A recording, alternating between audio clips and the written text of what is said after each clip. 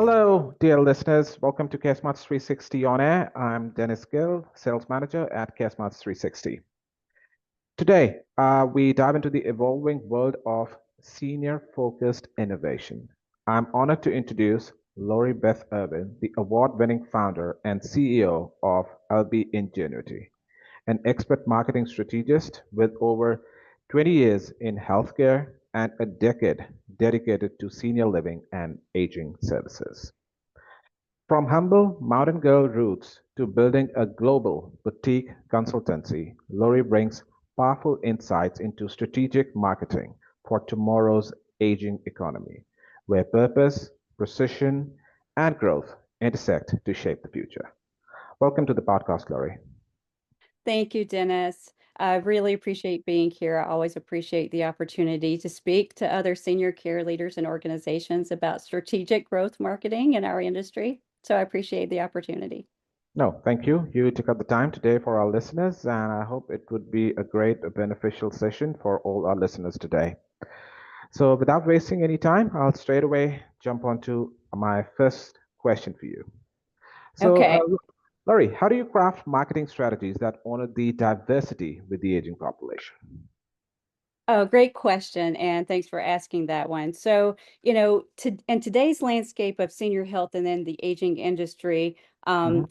diversity and honoring diversity is not only an ethical issue that we have as marketing professionals to uphold, but it's also Yep. a powerful growth differentiator and driver currently. So, with the senior care consolidation shift and a Hmm. lot of competitors and saturation in the market, the days of marketing to the masses and expecting a great result, those days are gone because now we Yeah. have a lot of personalization that we have to uphold, that people demand and expect, as do older adults.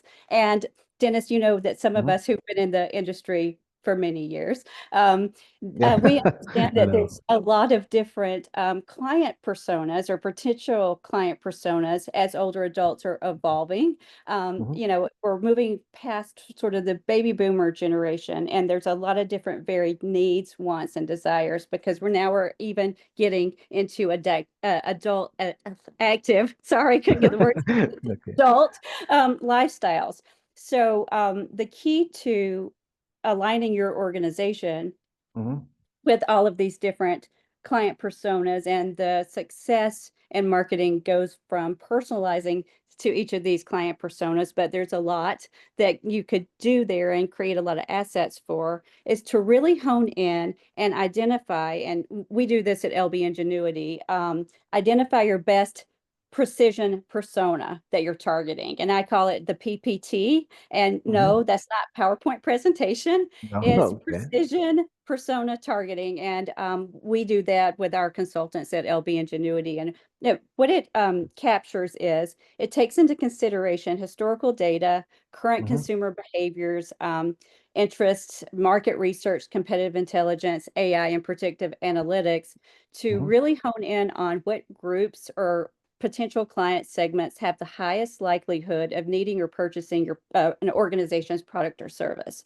So once you get one of your primary groups, primary and secondary persona groups identified, you can then start crafting messaging that speaks directly to their core motivations, things that are driving their buying decisions and improve engagement and conversion rates because you're not only just solving their problem, you're Yeah. solving specific problem. You're not just throwing out a generalized problem and hoping that it catches on to a quarter or less than the aging adult population. So it's really being a little bit more strategic and efficient with time management from a content perspective and creating strategies that actually align with more of your ideal client, not just a generalized one.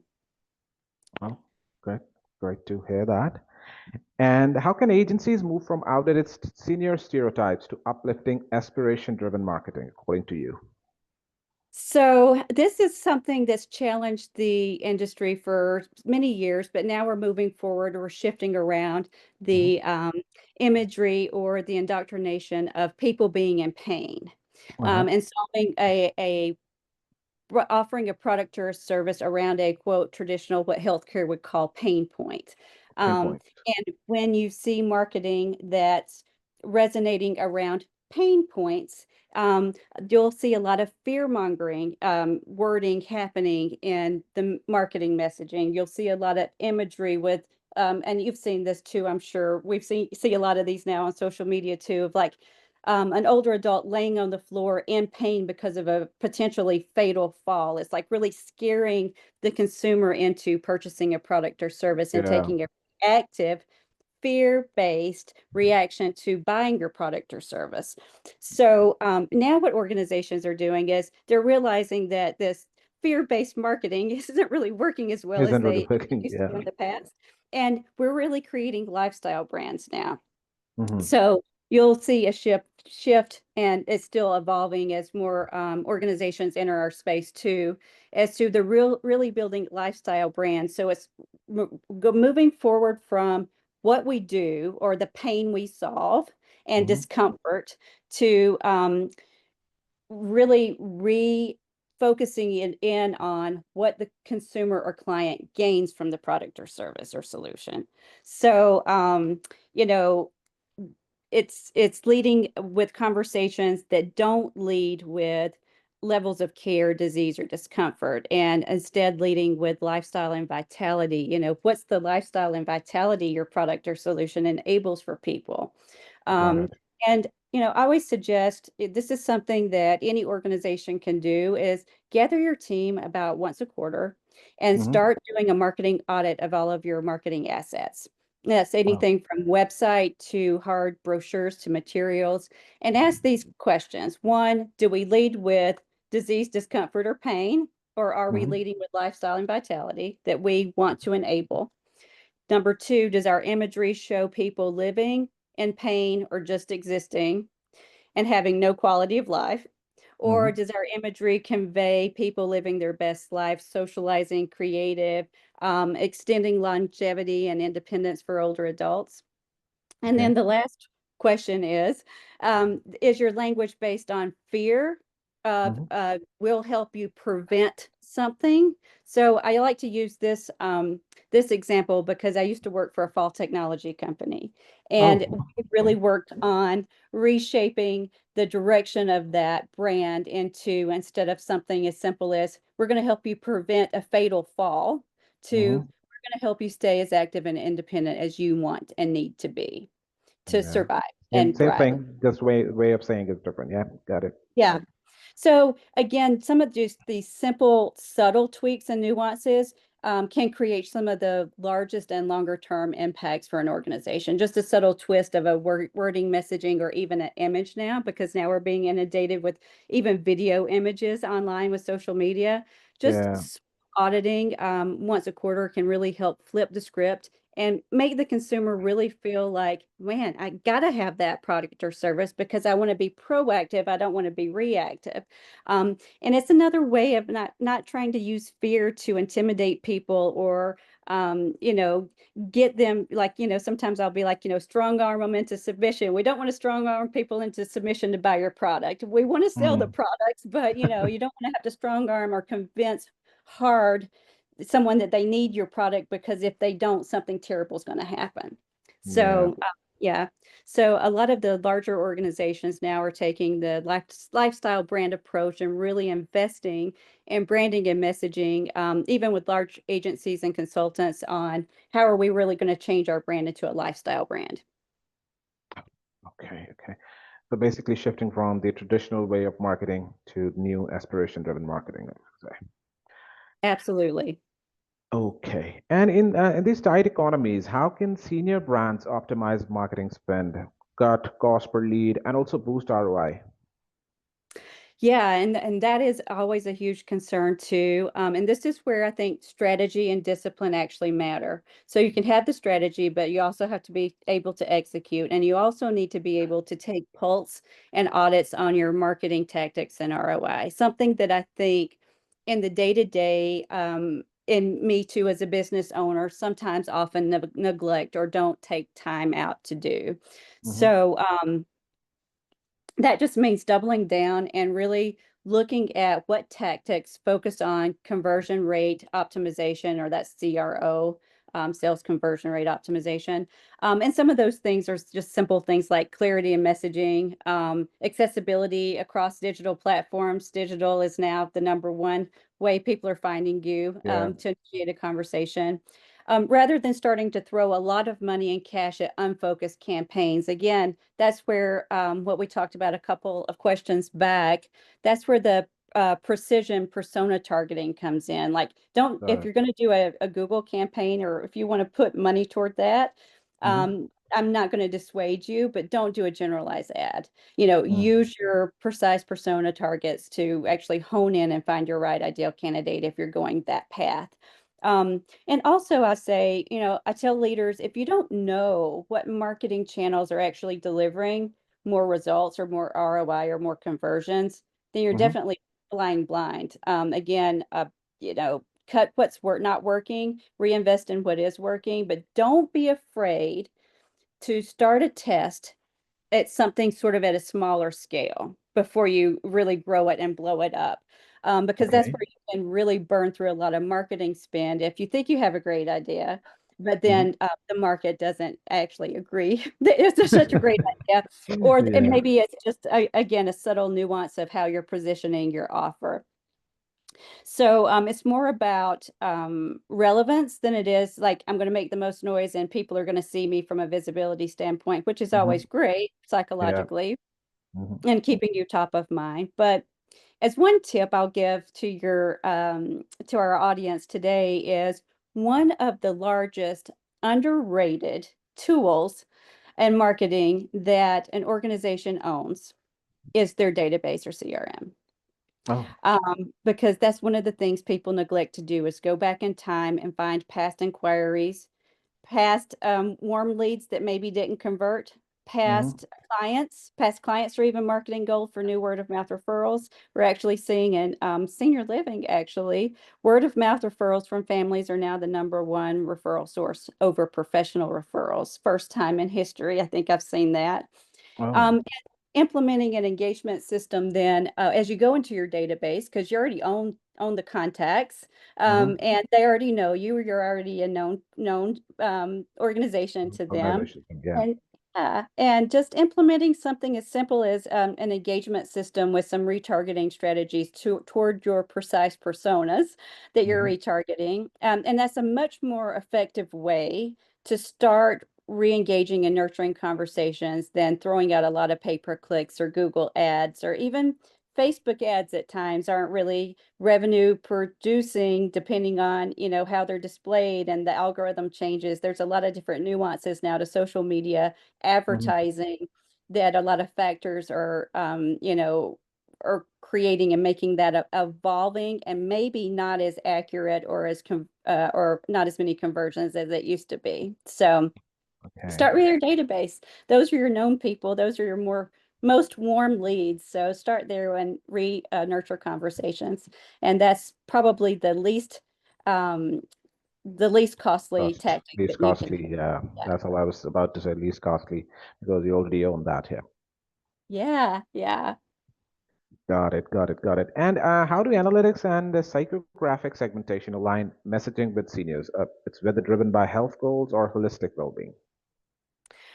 Good question. So let's just kind of drill it back a little bit. So demographic information we know as what tells us who someone is, height, Mhm. weight, age, where they live, zip codes. And psychographic information tells us why they make their decisions or what's Uh-huh. guiding their buying decisions.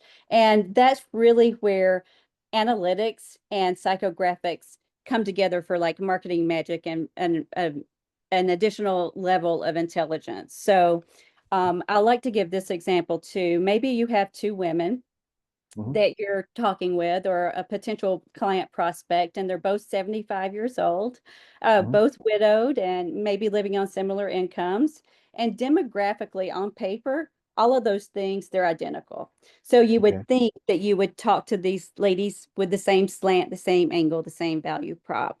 Yeah. However, what maybe we don't see from a psychographical perspective is one of the two ladies is really motivated by maintaining health and independence right now, like Mhm. very conscious about staying healthy, staying active, preventing a fall, not wanting to decline as she ages. And then the other 75-year-old lady, that may not even be on her radar right now. She's just Yeah. looking at getting social connection, socialization, living her best life, interested in creative outlets and Hmm. expanding and exploring herself through personal development goals.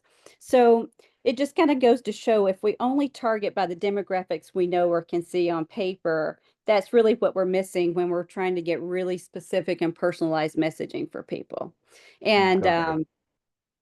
and then the analytics, so the psychographics, the demographics, psychographics come next, Hmm. and then the analytics and AI can then be leveraged and utilized. So analytics and AI, as you know, helps us see patterns that we weren't able to see before or not as Before. quickly if we had to Yeah. manually extrapolate data. It Yeah. can just easily say, okay, put these two reports in, and this is what really is what's common and what's not so common between these two reports.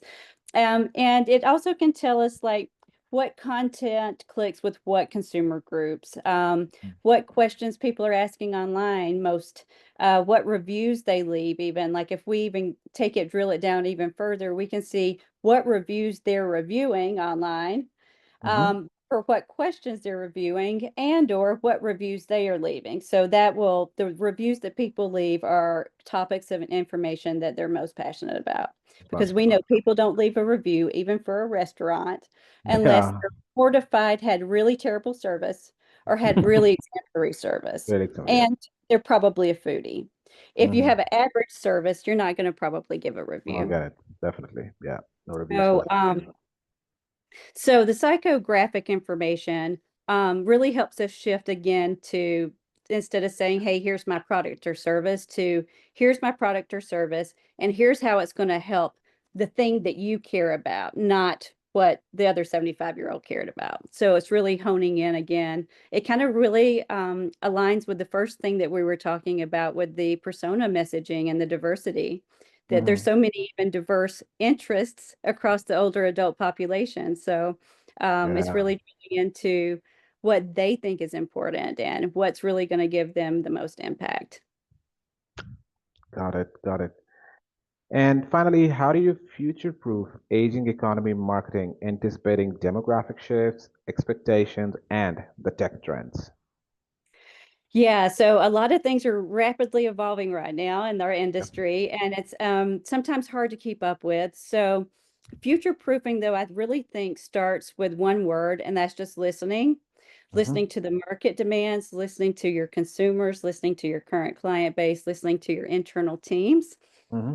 Smart marketing, I've always said, starts from the inside out. So some of your best competitive intelligence or just consumer intelligence starts from your own team. And don't assume. I feel like sometimes, especially those of us, and once you land kind of in senior care, senior living, you pretty much stay here. Where Yeah. there's a lot of people that get into the industry, love the industry, and we're going to be in the industry until we retire. And when we're in it for many years, we start to assume a lot of things, that we assume we know what older adults want because Yeah. we know what the historical patterns are. But as we were talking today as to the evolution of the adult population or older Hmm. adult population is growing, we can't even assume what we think the older adult of yesterday is going to be what the older adult of tomorrow is going to want. Tomorrow. So, and then I think the other 2 points on future proofing is we have to accept, especially me too, of a little bit older generation, Hmm. that the digital impact is really the first impression someone's going to get of you now. It's less likely that someone's going to come to a storefront and want your product or service. They're going to find you online usually first, or at Online. least go and investigate you, right, online. Yeah, definitely. Um, so we have to invest into things that kind of uphold your reputation online as it does in real life. So don't discount the value of having good reviews, websites, search visibility really matters even more than someone getting a demo from a salesperson at a age tech company, or, it starts online first, before even anyone walks into a senior living community to have a tour. They've already looked at the senior living community online. Yeah, definitely. And then as far as tech trends go, a lot of great things are happening and a lot of good trackables in AI. And they're all really shaping now expectations of what older adults and their families think good care looks like. So if you're not able to talk about AI trends or tech trends or what's new in the market, familiarize yourself with that, because they will be asking. We get a lot of questions from clients, and their clients are asking them, who are older adults, how's AI going to help me? Are you using AI? Is AI, number one, breaching my privacy? Is it collecting data I'm telling it not to? All of the things. And if you can't have reasonable answers for these, then you're going to lose credibility and trust in your clients. Rightly said. And stay flexible and nimble. I mean, don't build strategies that are so rigid that you can't pivot from outside the box, because everything is moving so fast. And that's, learning to identify some of these data trends early on and doing your marketing audits at least as quarterly best practices. And, demographics will shift and change, but what never changes is that people want to feel really respected, understood, and cared for. And that's really what future proofing looks like. Yeah. Rightly said, rightly said. And the same thing I would say goes into the softwares also. Like, as I've been with the CareSmartz360 for the past 6 years now, and I've Yes. been presenting my software to different home care agencies. And now, mostly for the past 2 to 3 years, the first question is, what AI things you have in your system? The first question that always comes up. And we tell them, yeah, we're coming up with this thing, or we have these features. Then they're satisfied. Even if they're not using it, they want to know that something is there, that AI is there. So that means we are Yes, future ready. We are driven by the future goals that we're looking for. Yeah, that definitely helps. absolutely. And I'll say with AI, there's tons of capabilities that anyone can have for AI, but it's got to be the right AI solution that's going to really help them with operational efficiencies and execution, and not just to say we're investing in an AI. Yep, Like that the right. right AI for their agency. So, and everyone has different needs. Every agency owner has different challenges. So, Yep, definitely. It is. It is. No, thank you, Lori. thank you, Dennis. I appreciate the It was a opportunity. great session. I would say our listeners definitely learned a lot about the marketing stuff today, and I hope it was a great session for them too. I really loved it. Loved talking with you. And till next time, my listeners, this is Dennis Gill signing off. Have a good one. Bye bye. See you next time.